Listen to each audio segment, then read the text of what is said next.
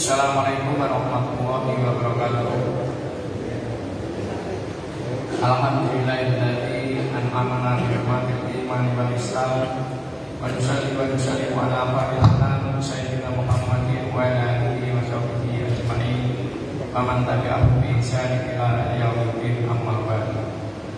Para jamaah salat subuh, Bapak-bapak, Ibu, dan para remaja yang dirahmati Allah, syukur alhamdulillah kita panjatkan Allah SWT yang telah memberikan kepada kita semuanya berbagai karunia nikmat, terutama nikmat iman, nikmat Islam, nikmat panjang umur, nikmat sehat walafiat, serta nikmat sempat, sehingga pada kesempatan pagi hari ini kita masih bisa hadir di tempat yang mulia ini untuk bersama-sama menunaikan sholat subuh berjamaah. Dan alhamdulillah pada kesempatan pagi ini kita masih memberikan kesempatan untuk duduk bersama di tempat yang suci ini untuk bersama-sama mengikuti taklim yang insyaallah akan disampaikan oleh guru kita Dr. Kiai Haji Muhammad Kamal Hakim MA dengan kajian hadis Arba'in Nawawi. Dan semoga apa yang disampaikan beliau nanti memberikan penerangan ilmu agama bagi kita semuanya untuk memperbaiki iman dan takwa kita kepada Allah Subhanahu wa taala. Amin ya rabbal alamin. Salawat serta salam semoga tercurah kepada Nabi kita Muhammad sallallahu alaihi wasallam beserta keluarga dan para sahabatnya serta seluruh pengikutnya yang senantiasa istiqomah menjalankan sunnah-sunnahnya sesuai dengan ajaran dan tuntunannya, yang harapan telah kita semuanya mendapatkan syafaatnya di yaumil qiyamah. Amin ya rabbal alamin. Namun sebelum kita mulai taklim pada pagi hari ini, mari kita sama-sama membaca umul kitab surat Al-Fatihah dan berdoa mohon kepada Allah SWT semoga kita semuanya senantiasa dalam keadaan sehat walafiat, dalam lindungan Allah SWT dan diberikan kekuatan. Dan tak lupa kita doakan kepada saudara kita yang sekiranya pada pagi hari ini malam yang ada yang dalam keadaan dalam sehat atau sedang sakit, semoga Allah segera angkat hatinya serta sembuhkan dengan kesembuhan yang sempurna. Ala hati niati wa likulli niatin sholihah bi barakatil Quran Al-Fatihah. A'udzubillahi minasyaitonir rajim. Bismillahirrahmanirrahim. Alhamdulillahirabbil alamin arrahmanir rahim maliki yaumiddin.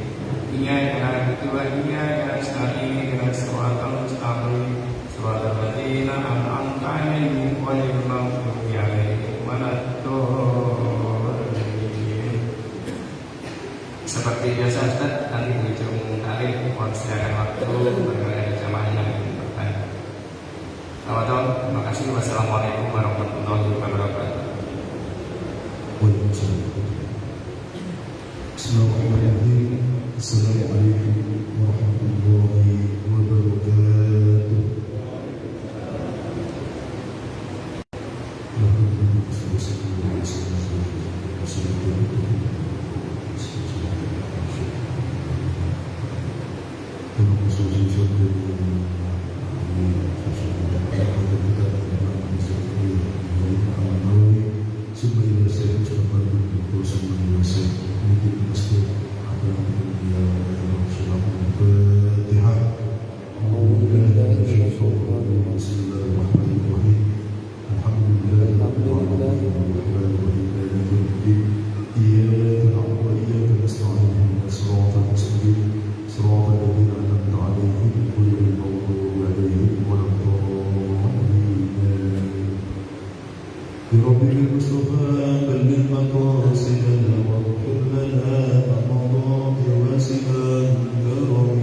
Ya Rabbi bil Mustafa balik maqasidana waghfir lana ma madha ya wasi'al karami.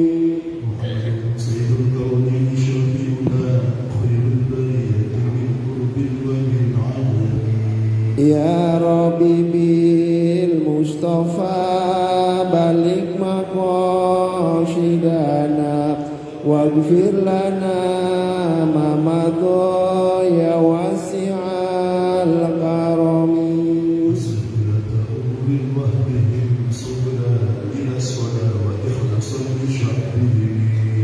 Ya Rabbi bil Mustafa balik maqasidana waghfir lana ma madha ya wasi'al الكرم وعباد الله قدمة وبارك مع الأحباب كلهم يا ربي بالمصطفى بلغ مقاصدنا واغفر لنا ما مضى يا واسع الكرم ومن قلوبنا هب لنا مددا وافتح عليه بما في الغيب من حكم يا ربي بالمصطفى بلغ مقاصدنا واغفر لنا ما مضى يا واسع الكرم وصل وسلم وبارك عليه وعلى آله.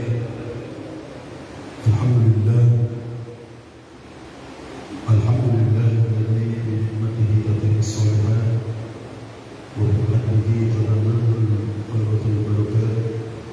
أشهد أن لا إله إلا الله وأشهد أن محمدا عبده ورسوله بلغ الرسالة وأدى الأمانة ونصح الأمة وكشف الأمة وتراكم على المهجة البيضاء ليلها كنهارها لا يزيغ عنها إلا هالك.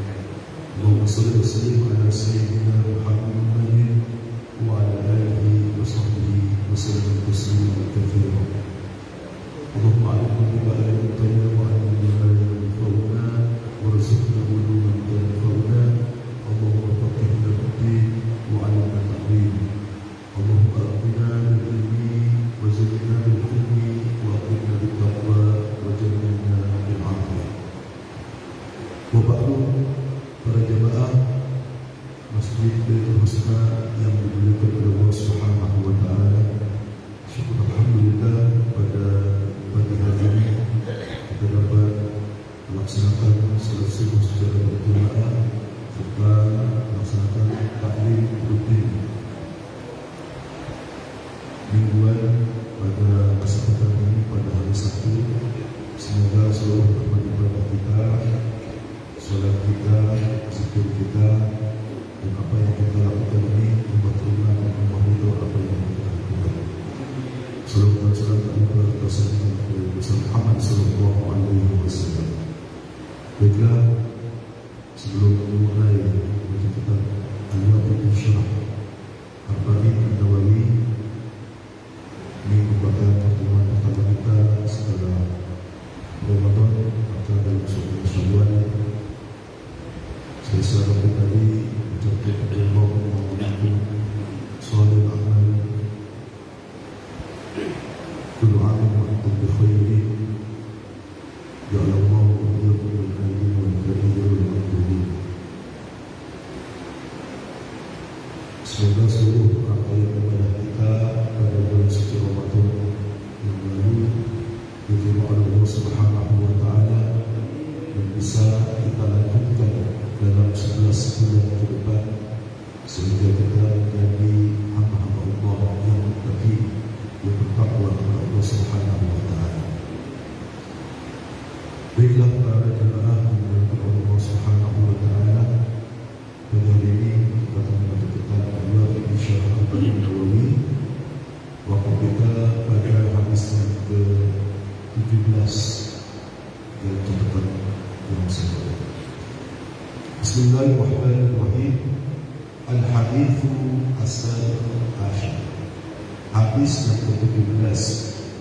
Umumul Ihsan. Keumuman berbuat baik. An Abi Ya'la Shaddad bin Aus radhiyallahu anhu an Rasulillah sallallahu alaihi wasallam qala. Dari Abi Ya'la Shaddad bin Aus radhiyallahu anhu, dari Rasulullah sallallahu alaihi wasallam beliau bersabda, Inna Allaha kataba al-ihsana ala kulli syai'in. Sesungguhnya Allah mewajibkan berbuat baik kepada ala kulli syai'in, terhadap seluruh sesuatu, kepada semua hal. Fa'idza qataltum fahsinu al-qitlata. Ketika engkau berperang, maka berbuat baiklah dalam membunuh. Wa idza dabahtum fahsinu dabhata. Dan ketika engkau menyembelih hewan, fahsinu dabhata, maka berbuat baiklah dalam penyembelihan tersebut. Wal yuhidda ahadukum syafratuhu wal yurid dhabihatahu.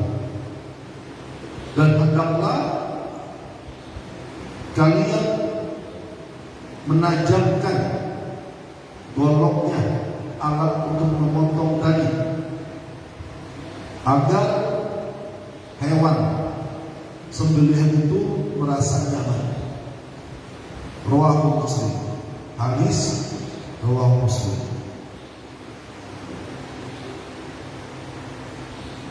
Ahamiyatul hadis, pentingnya hadis ini. Hadal hadis qa'idatun min qawaidid din al-hammah wa yatadamman ihqan jami'i ta'alim Islam.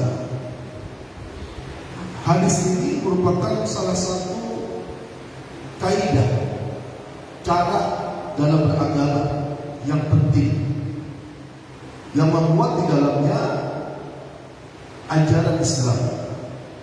Li'anna al-ihsana fil fi'li yakunu bi'iqaihi ala mutalishad. Karena berbuat baik itu adalah satu perbuatan yang harus benar sesuai dengan syariat. Wal fi'lu imma yata'allaqu bi ma'ashil insan wa siyasatahu bi ahlihi wa ikhwanihi wa baqin nas.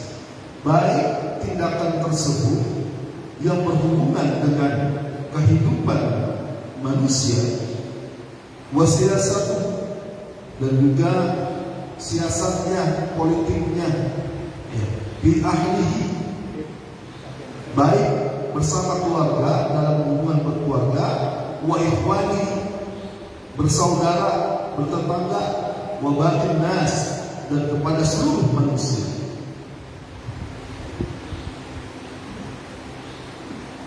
Wa bima'anihi wa huwa al-iman alladhi huwa amal qalbi. Dan ini menunjukkan akan tingkat keimanan seseorang. Tindakan apa yang kita lakukan menunjukkan keimanan seseorang. Karena iman merupakan amal qalbi. Dia adalah sesuatu yang ada dalam hati kita, tapi diterjemahkan dalam tindakan. Wal Islam alladhi huwa amalul jawarih.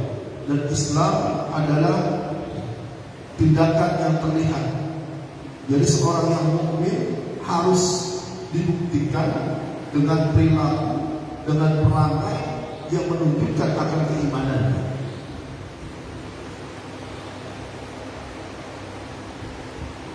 Faman ahsana fi ma'asyihi wa ma'alihi at-tabi'atan sadidan.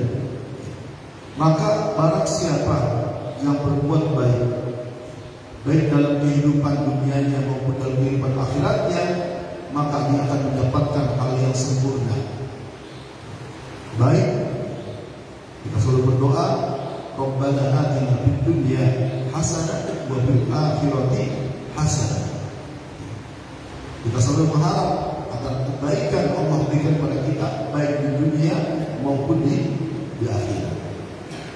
Faqad baza fawzan azima, maka dia mendapatkan kemenangan yang besar.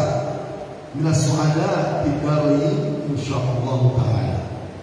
Maka ketika orang mendapatkan kebaikan, seorang mukmin mendapatkan kebaikan di dunia dan di akhirat, maka dia mendapatkan kebahagiaan yang sempurna di dua alam tersebut, di dunia dan akhirat insyaallah.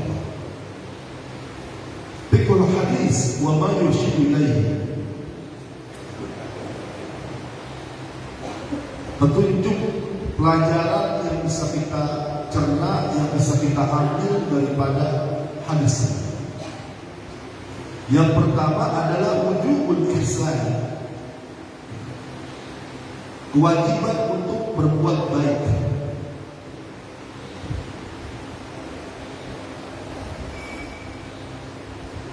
Yurusul hadithu ala wujubil ihsani wa huwa al-ihkam wal ikmal wal tahsin bil a'mal al-masyru'ah. Waqad amara Allah bi kitabil aziz faqala inna Allah ya'muru bil adli wal ihsan. Yang pertama, kewajiban kita untuk melakukan kebaikan. Dalam hadis ini menunjukkan akan kewajiban berbuat baik. Inna Allah katabal ihsana ala kulli syai'in. Allah itu mewajibkan kita, mengharuskan kita untuk berbuat baik kepada sesuatu, kepada segala sesuatu. Baik kepada manusia, hubungannya antar manusia, bahkan kepada makhluk, kepada hewan, disebutkan di sini, kepada tumbuhan, bahkan kepada alam di mana kita tinggal di dalam. Jadi kebaikan itu bukan hanya dilakukan kepada manusia, ala kulli syai'in, kepada segala sesuatu, baik makhluk hidup maupun benda mati. Maka ketika kita melakukan perbuatan misalnya membunuhi hutan, tidak dilakukan reboisasi, pembakaran hutan, maka kita tidak berbuat baik kepada tumbuhan, kepada lingkungan. Padahal Allah memerintahkan kita untuk berbuat baik kepada segala sesuatu. Ala kulli syai'in. Laisa faqat ilal insan. Bukan hanya untuk manusia. Berbuat baik bukan hanya kepada manusia, tetapi kepada segala sesuatu.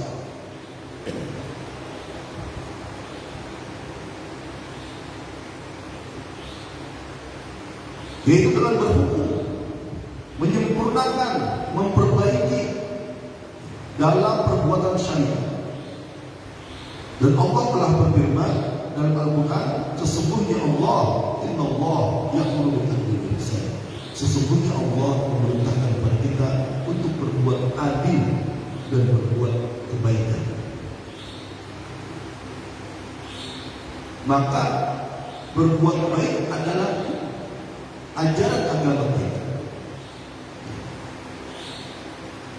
Jika dengan benda saja kita harus berbuat baik, dengan tanah, dengan bumi di mana kita tinggal di atasnya, kita harus bisa berlaku adil, tidak bisa semena-mena. Maka menjaga lingkungan adalah salah satu bentuk kebaikan kita kepada alam. Inilah menjadikan Islam sebagai rahmatan lil alamin, sebagai rahmat, kasih sayang bagi seluruh alam. Nah, alam ini bukan hanya manusia. Di dalamnya ada hewan, di dalamnya ada tumbuhan, di dalamnya ada alam semesta. Maka kita diwajibkan untuk berbuat baik, melakukan kebaikan pada segala sesuatu.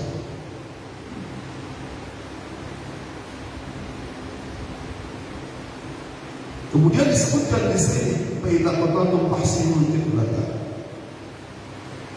Bahkan dalam keadaan perang yang kedua, al-ihsan fil qatl, berbuat kebaikan dalam keadaan berperang. Masya Allah, Islam sampai seperti itu. Bahkan dalam keadaan berperang sekalipun, kita harus bisa berbuat kebaikan.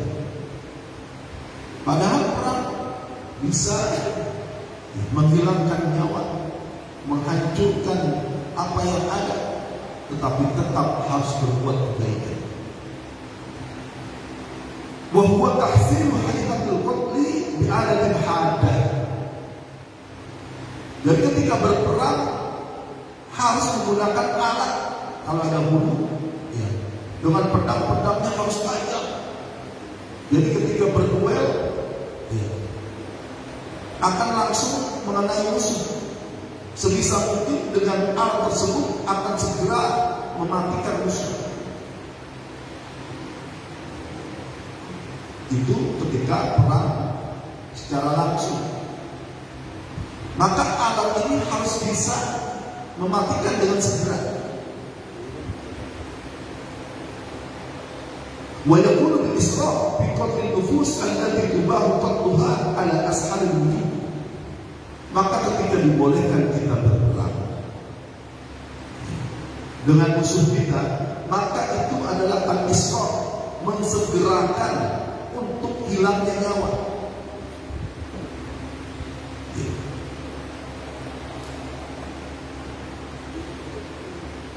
Dan ini apabila dibolehkan, ketika berperang kita boleh menghilangkan nyawa musuh, tapi harus dengan cepat.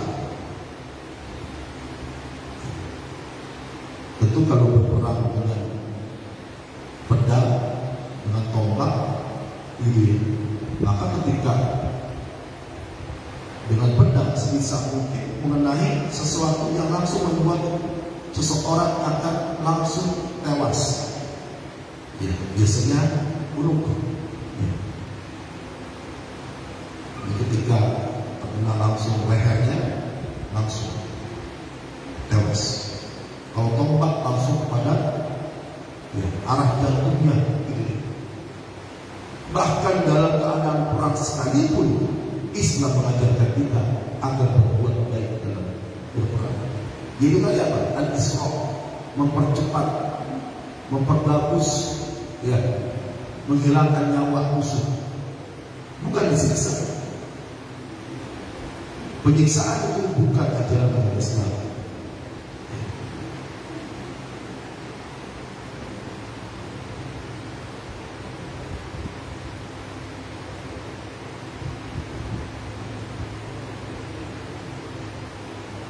Wal qatlul mubah imma yakuna fil jihad al-mashhur wa imma yakuna qisasan aw haddan min hududillah.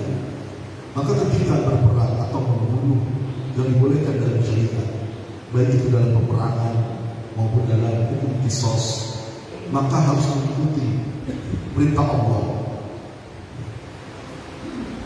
Fa'amal qitalul a'da bil ma'arakah jihad fi sabilillah fas'al wujud qatlul kafir ala darbatil sayf ala al-qulub. Maka ketika berperang, ya, membunuh musuh dalam berperang dan jihad fisabilillah harus betul-betul berbuat baik. Dengan apa? Qatlul kafir, membunuh musuh itu dan membunuh sayfil qulub, langsung mengarahkan ke qulub, leher. Ya. Tidak anggota tubuh yang lain.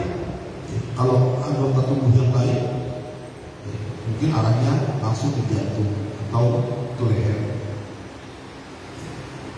Tidak tangannya dulu, kakinya dulu, ya.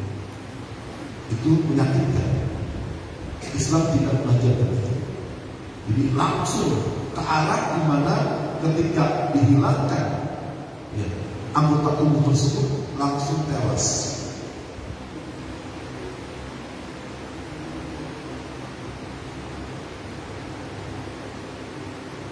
Waqad nahaa Nabi sallallahu alaihi wasallam an muslati wa hiya qat'u ajza'in minal jasad. Bahkan dalam keadaan berperang, Rasulullah sallallahu alaihi wasallam melarang menghilangkan tubuh satu persatu. Tangannya dulu, tangannya sudah, kakinya sudah, baru terakhir lehernya. Ini dalam keadaan berperang sekalipun Rasulullah melarang menghilangkan anggota tubuh, ya, satu persatu. Apalagi dalam keadaan, ya, biasa. Kalau sekarang istilahnya apa? Mutilasi. Maka orang yang melakukan mutilasi itu bukan, bahkan terhadap musuh sekalipun dalam Islam tidak boleh memutilasi. Jadi kalau ada ajaran Islam ketika memperlakukan musuh, ya mohon maaf, ya, dihilangkan anggota tubuhnya satu persatu sampai berteriak-teriak, ya, disayat tubuhnya, itu bukan ajaran Islam. Apalagi dalam keadaan normal, membunuhnya saja sudah termasuk dosa besar, apalagi sampai memutilasi. Ada kasus di Barat sekarang, orang memutilasi seseorang dalam keadaan hidup, alhamdulillah, jauh daripada ajaran Islam. Harus kita pahami. Dalam keadaan perang sekalipun dilarang, apalagi dalam keadaan normal. Maka tawanan perang itu tidak boleh diperlakukan semena-mena, ya disiksa. Bukan ajaran Islam.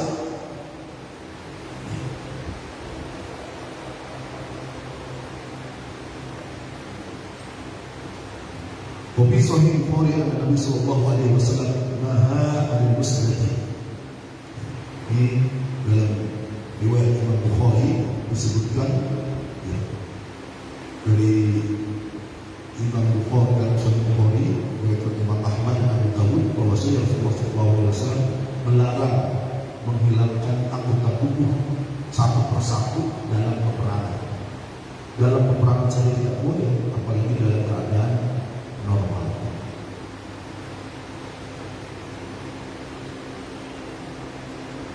Wa amal qatlu qisasan pada yaitu tamthil bil naqas minhu bal yuqtal bis sayf. In kana qatil muta'ammid qad mathala bil maqtul. Bahkan dalam menghilangkan nyawa pembunuh untuk qisas. Kalau kita tidak ada di Indonesia, yang ada itu di Arab Saudi, ada di Masjid Qisas di Jeddah, biasanya setelah kita itu dipertontonkan, ya, orang yang membunuh, maka pelaksanaan qisasnya itu apa?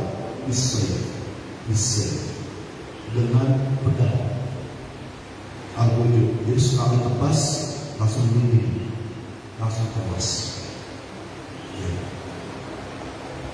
Maka dalam keadaan melakukan qisas saja harus langsung, ya, menghilangkan nyawa tersebut.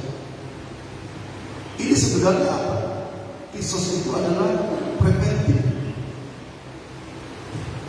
Ketika hukuman membunuh, ya, menghilangkan nyawa seseorang, apalagi ta'amil dan sengaja, diberikan hukuman seperti ini, maka ini adalah tindakan preventif. Ilaja. Orang akan berpikir sampai 1000 kali lipat ketika akan menghilangkan nyawa orang. Tetapi kalau tidak, kita bisa lihat contohnya, ya, di tempat kita lah, kita sudah jauh. Perkara sepele bisa menghilangkan nyawa. Karena apa? Ya hukumannya paling lama seumur hidup.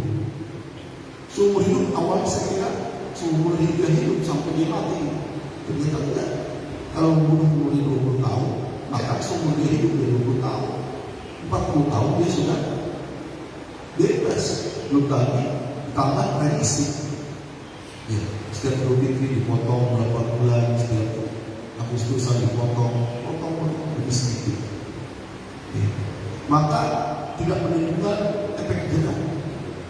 Tapi lihat bagaimana kalau itu dilaksanakan, orang semuanya takut. Ya. Jangankan menghilangkan nyawa seseorang, ya, melukai seseorang saja, ya, akan mendapatkan hal yang sama, berpikir 1000 kali. Gitu. Maka dalam pelaksanaan qisas ketika orang sudah, ya, ini adalah merupakan bukan hanya terdakwa, ya, dia telah diputuskan, dalam mahkamah bahwa dia bersalah membunuh seseorang, menghilangkan nyawa seseorang, kemudian dikisos, maka pelaksanaan kisosnya harus betul-betul mempercepat, menghilangkan nyawa. Itu dengan disayang.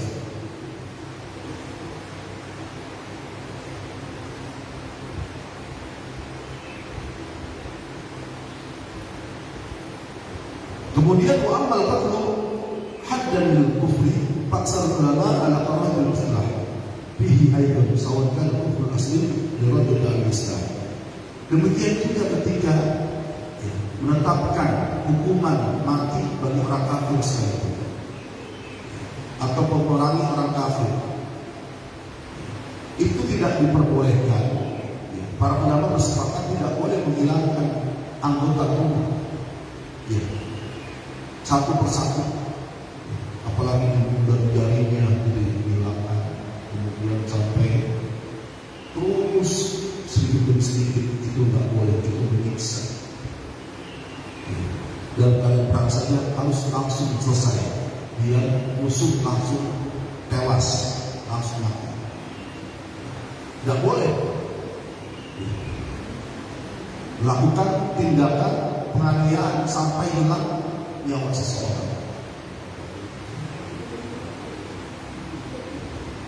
Yang ketiga, an-nahyu an-tahriq bin-nar.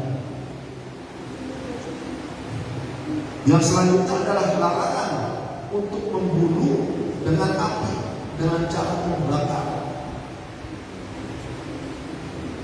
Sabata fi sahih Bukhari anna Rasulullah sallallahu alaihi wasallam adina bitahriq bin-nar thumma nahaa anhu wa yaqulu dhalika akala bil-imtithal wal-iltizam. wa rawa Bukhari an Abu Abbas anna Nabi sallallahu alaihi wasallam qala la tu'adhibu bi adzabillahi azza wa jalla.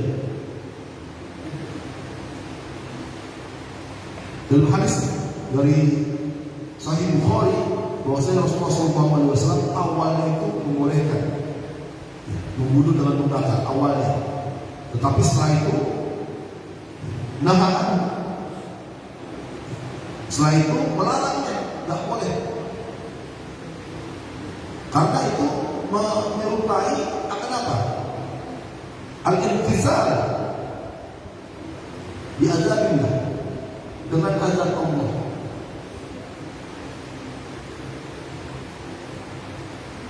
Mengikuti dengan penyiksaan yang Allah berikan kepada orang-orang yang masuk neraka. Yang boleh membakar hanya Allah. Kelak di akhirat pilihan surga dan neraka. Dan neraka itu adalah dengan cara dibakar. Dibakar, kemudian hangus, hancur, dijadikan lagi dari awal, terus begitu. Maka dibunuhnya tidak boleh dengan cara membakar, bahkan kepada hewan sekalipun. Hewan yang boleh kita bunuh, misalkan ular, tikus, kita dapatkan hidup-hidup, tidak boleh kita membakar hidup-hidup hewan tersebut. Sunnahnya langsung bunuh, sehingga menyebabkan dia langsung mati. Kalau tikus, langsungnya dipukul kepalanya gitu dengan batu atau dengan apa, langsung mati. Jangan ada perangkap tikus biasanya tangkap tuh, pernah terjadi saya lihat, kemudian dipanggung hidup-hidup. Jadi tidak boleh, bahkan terhadap hewan pun kita tidak boleh. Banyak semut di rumah kita, kemudian kita bakar, tidak boleh. Apalagi semut tidak boleh dibunuh. Hewan yang boleh kita bunuh sekali itu tidak boleh kita bakar. Apalagi manusia.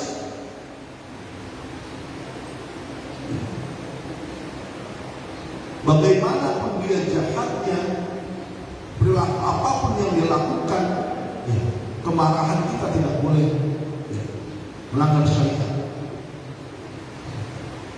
Misalkan ada pelaku begal tertangkap, ini sampai misalkan dibakar, nauzubillah, ini dilarang oleh Rasulullah SAW.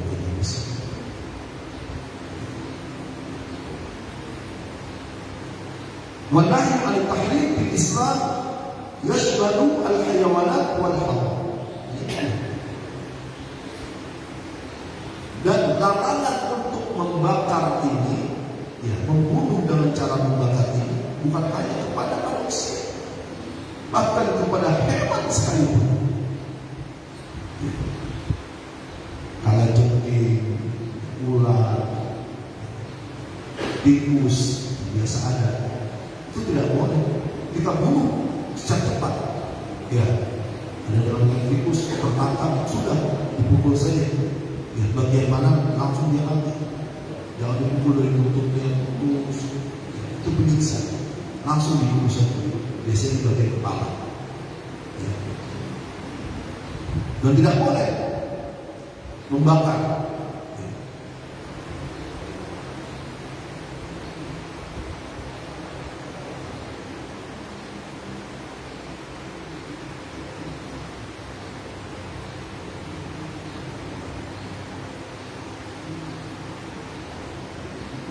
Wa fi musnad Imam Ahmad bin Abi Dawud an-Nasa'i an Abdullah bin Mas'ud qala kunna ma'a Nabi sallallahu alaihi wasallam fa mararna bi qaryatin nahlin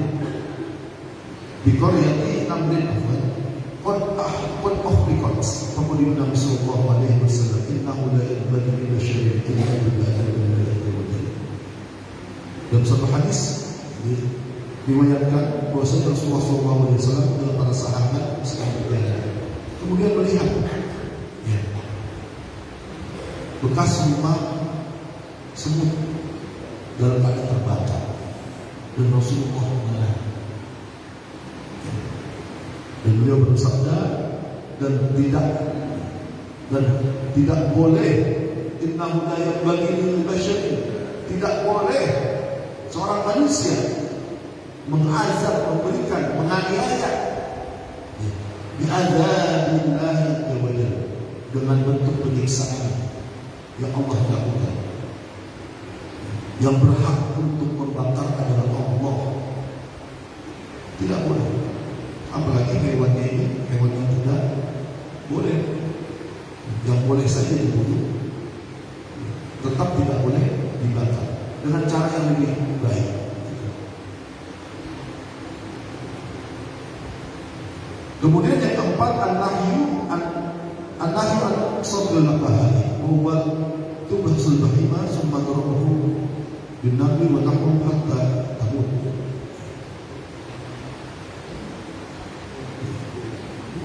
Kemudian larangan untuk menyiksa binatang. Bahkan binatang juga tidak boleh disiksa. Membunuhnya saja, ya, harus dengan cara yang baik. Ya. Inilah kebaikan yang bisa kita lakukan kepada hewan.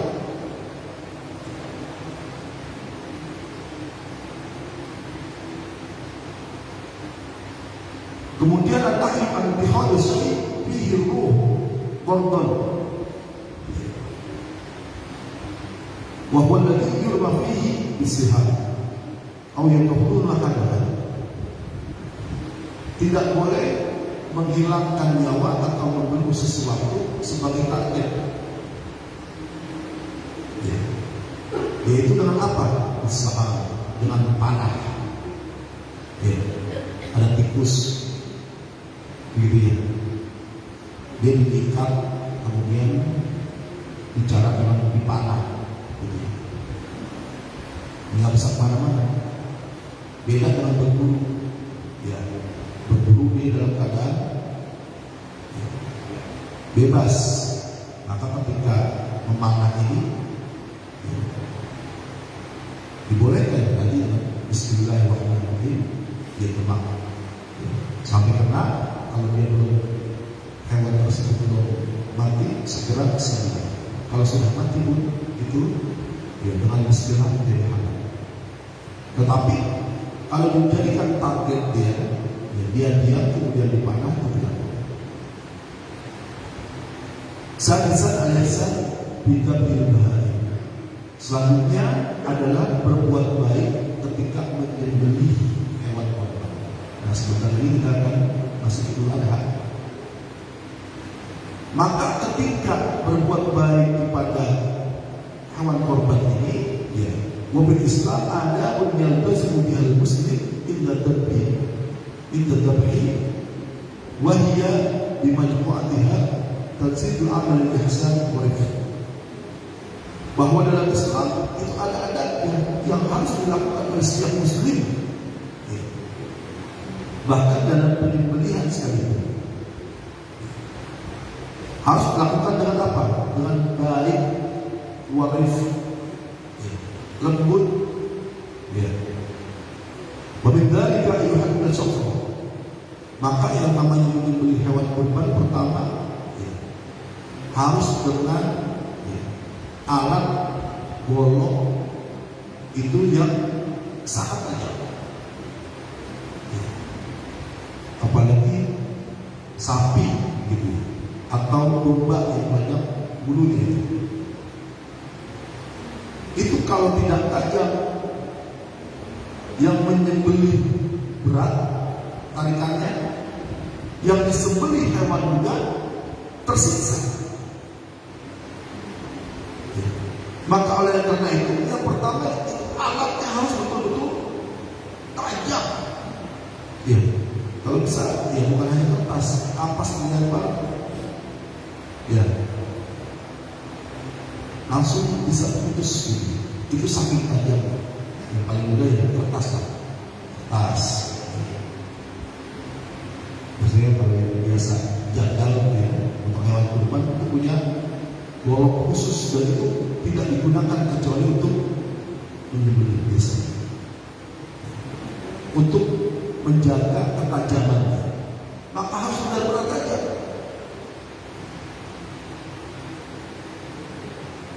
Liyakuna al-dabha bi'alatil hajati turidul dhabihati bita'jilil dhuhuri ruhiyah. Maka ketika menyembelih dengan alat yang sangat tajam, itu akan menjadi apa?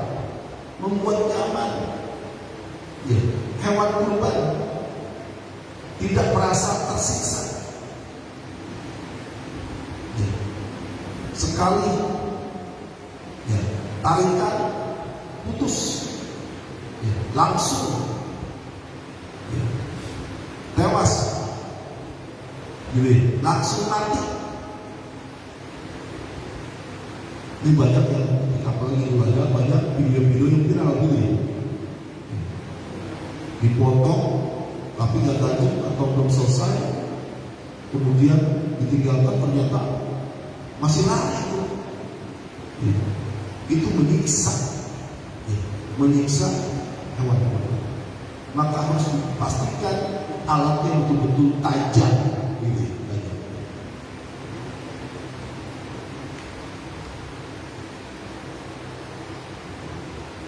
Ruwayat Imam Ahmad wa Ibnu Majah an Ibnu Umar radhiyallahu anhu qala amara Rasulullah sallallahu alaihi wasallam bi hadis syifa wa rawi al-bahari.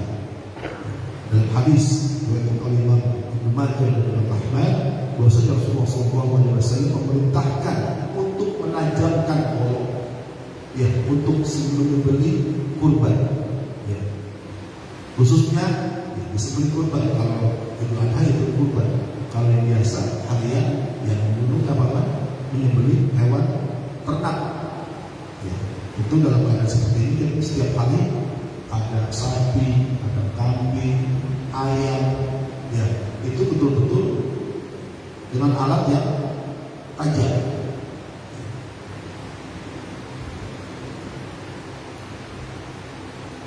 Bahwasanya Rasulullah SAW menajamkan, ya, alat potongnya itu golok, syafra, agar hewan ternak tersebut, ya, yang disembelih tersebut menjadi nyaman. Ketika disembelih, maka ketika hilang langsung sangat tajam, itu akan mempercepat dan itu langsung nyaman. Itulah berbuat baik kepada binatang ketika disembelih.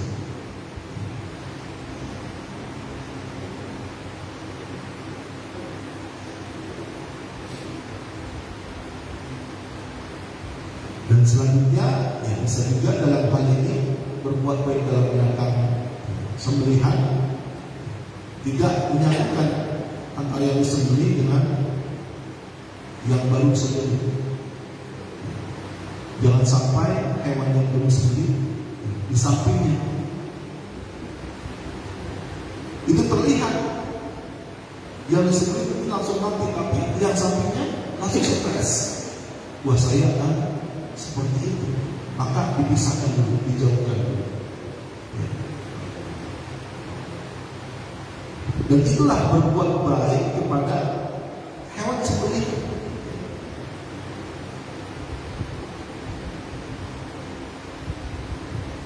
Kama istahabu alla yadahu nabiyatul bihadratil ukhra wa yujihal tabihata ila al-qiblati bersama ibadah.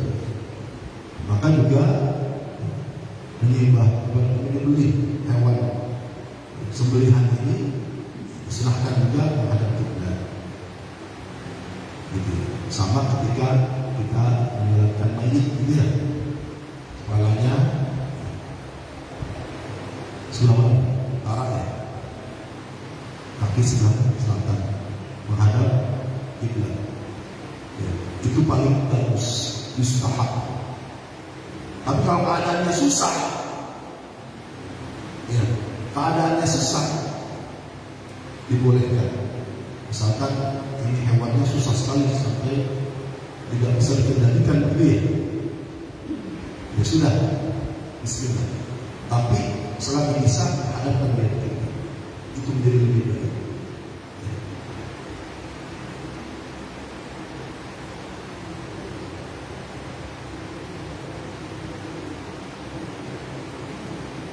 Dan inilah perbuatan baik kita kepada hewan itu sekalian. Wa min al-ihsan laha alla tahmil fawqa fawqatiha wa alla tarkab waqtu illa bihajatin wa la yuhlaq minha illa ma la yadurru bi walad. Dan merupakan satu kebaikan kepada hewan adalah ketika kita punya hewan yang kita gunakan untuk kita tunggangi. Biasanya kalau kita ada kuda gitu ya, tapi juga untuk alat transportasi sudah hampir tidak ada, hanya untuk ya, wisata atau ke tempat-tempat yang berat gitu, ke hutan, ke bukit dan sebagainya. Maka ketika berbuat baik kepada hewan tersebut, ya, tidak memberikan beban di luar batas kemampuan. Kalau ini kudanya kuda kecil, maka delmannya pun belakangnya jangan terlalu besar, sesuai dengan kemampuan kuda tersebut. Jadi kalau di kita yang paling banyak itu adalah hampir semua seperti kuda ada. Tapi kalau di negeri Arab itu ada faras, ada bigol, ada himar, ada kuda, kemudian ada keledai. Keledai itu paling kecil. Nah, perkawinan kuda dengan keledai itu namanya bigol. Nah, bigol itu pertengahannya, hampir sama seperti kuda tapi lebih kecil, di pertengahan antara kuda dengan keledai. Dan ini diberikan ya, sesuai dengan kemampuannya. Ya, ketika saya di sana, itu namanya kuda. Wah, berat ya, sesuai dengan kadarnya. Bawaannya, ya delmannya atau gerobaknya lebih besar. Kuat dia mengangkat. Tapi ketika bigol, dia menengah. Dan paling kecil adalah himar, keledai. Keledai ini diberikan sesuai dengan porsinya. Tidak kuat seperti kuda dia akan terjadi. Sama untuk sapi gitu ya. Kemudian di kampung-kampung masih ada sapi, kerbau, maka disesuaikan dengan beban kekuatannya. Jangan sampai ya, hewan tersebut tidak kuat, apalagi sampai cedera atau patah karena tidak kuat mengangkat beban. dan menungganginya sesuai dengan kebutuhan. Jangan siang malam diporsir. Ya, mereka juga butuh istirahat. Tidak terus menerus. Dan bahkan ketika diambil susunya, tidak boleh diambil semuanya, apalagi dia masih punya anak-anak. Ya. Sapi, gitu ya. Kalau kita yang paling masyhur ya sapi, diambil susunya. Maka ini juga harus, apalagi sapi tersebut punya anak kecil, ya anak-anak yang gede, yang masih menyusu. Jangan diambil semua, habis. Anak-anak kasihan. Dan sudah banyak juga yang memproduksi susu dari kambing misalnya, atau apa misalnya banyak. Ini kalau di Arab biasa, banyak sekali, hampir semua kambing itu diperas susunya, diambil. Ini harus sesuai kalau dia punya anak. Jangan diambil semua. Dulu sampai ada darah selesai sudah merah gitu ya, anak-anaknya belum menyusu, maka kita tidak berbuat baik kepada orang-orang tersebut. Yang terakhir buat hadis, maka hada kulluhu qailatun min qawaid Islam Muhammad. Li'annahu da'watun karimatun min Nabi sallallahu alaihi wasallam ila al-ihsan bi kulli amal. Dan hadis ini menunjukkan kaidah aturan secara umum dalam Islam yang sangat penting. Karena sesungguhnya dianggap dakwahul karim merupakan dakwah yang mulia yang diajarkan oleh baginda Rasulullah SAW untuk berbuat baik dalam segala aktivitas, baik kepada manusia, kepada hewan, kepada binatang, kepada tumbuhan, bahkan kepada alam semesta. Demikian pembahasan kita pada kali ini. Setelah waktu silakan ada yang bertanya. Silakan yang ada yang bertanya Pak, Ibu. Sekaligus ini terkait persiapan nanti menjelang Idul Adha. Assalamualaikum warahmatullahi wabarakatuh, Pak Ustadz. Mungkin satu pertanyaan dari saya ini terkait dengan sebentar lagi kita memasuki Idul Adha. Salah satu kegiatannya adalah penyembelihan hewan korban.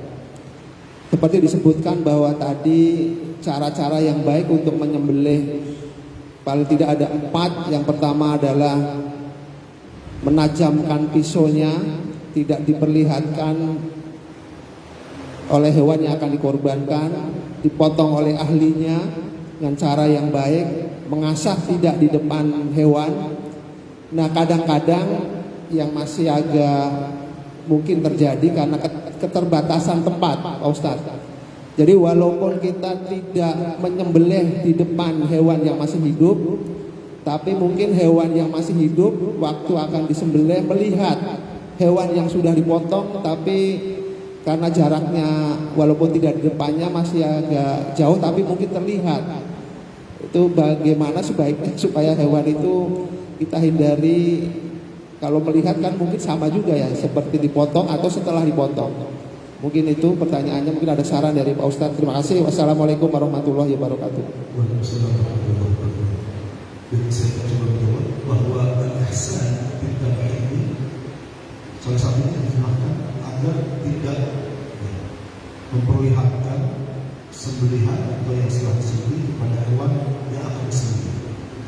Maka yang cara efektif kalau tempatnya agak sempit, ya pakai sakat, penutup, ya minimal terpal atau apa, ya bekas-bekas ini, ya, terpal atau apa, jadi tidak melihat secara langsung dan dikumpulkan, masuk situ, masuk satu. Ini akan berpengaruh juga.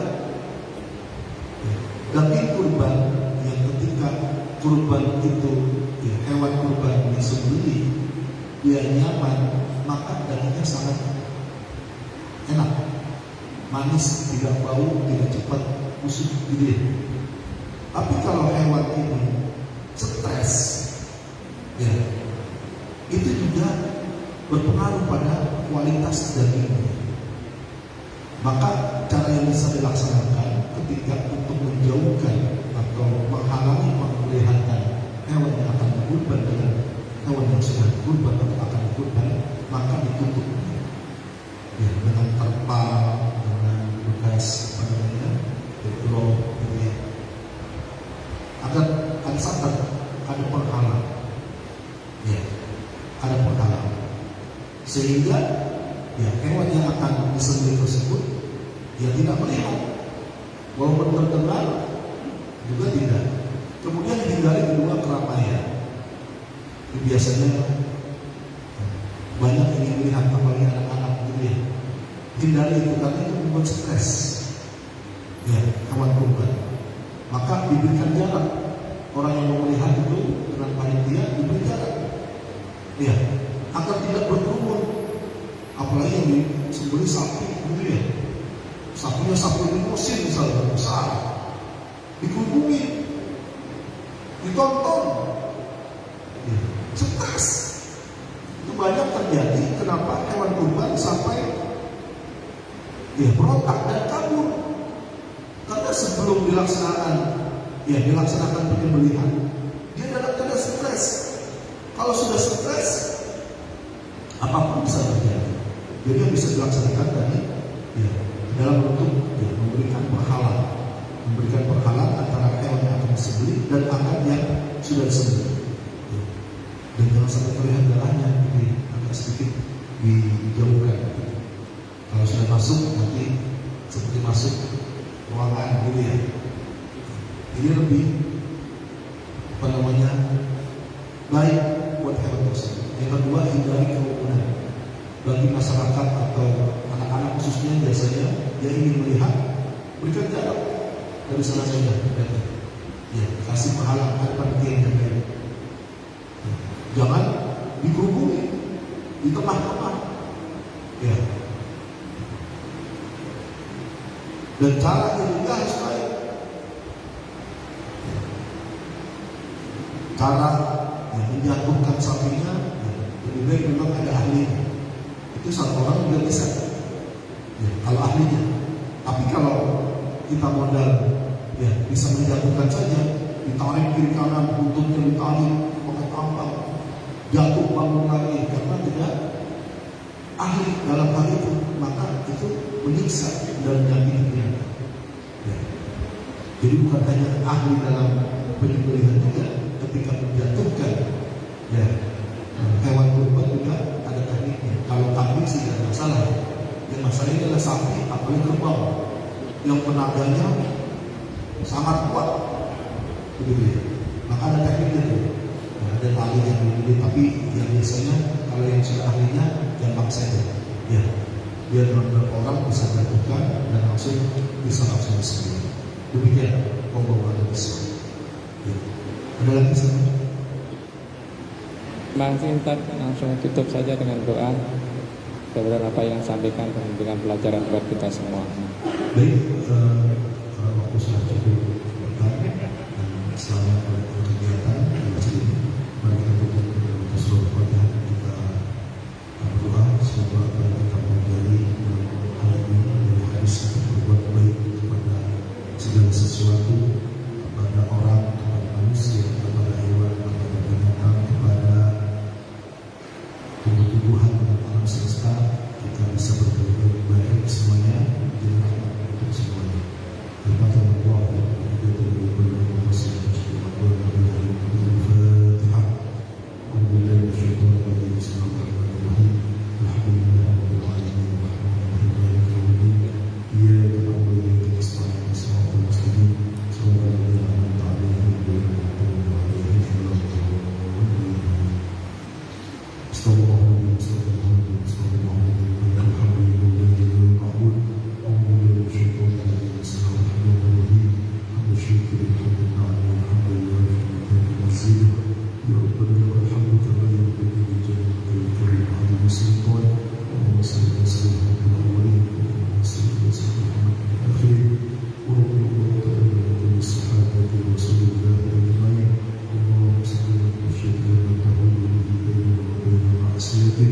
ومن طاعتك ما تبلغ به جنتك ومن اليقين ما تهون علينا مصائب الدنيا ومتعنا بأسمائنا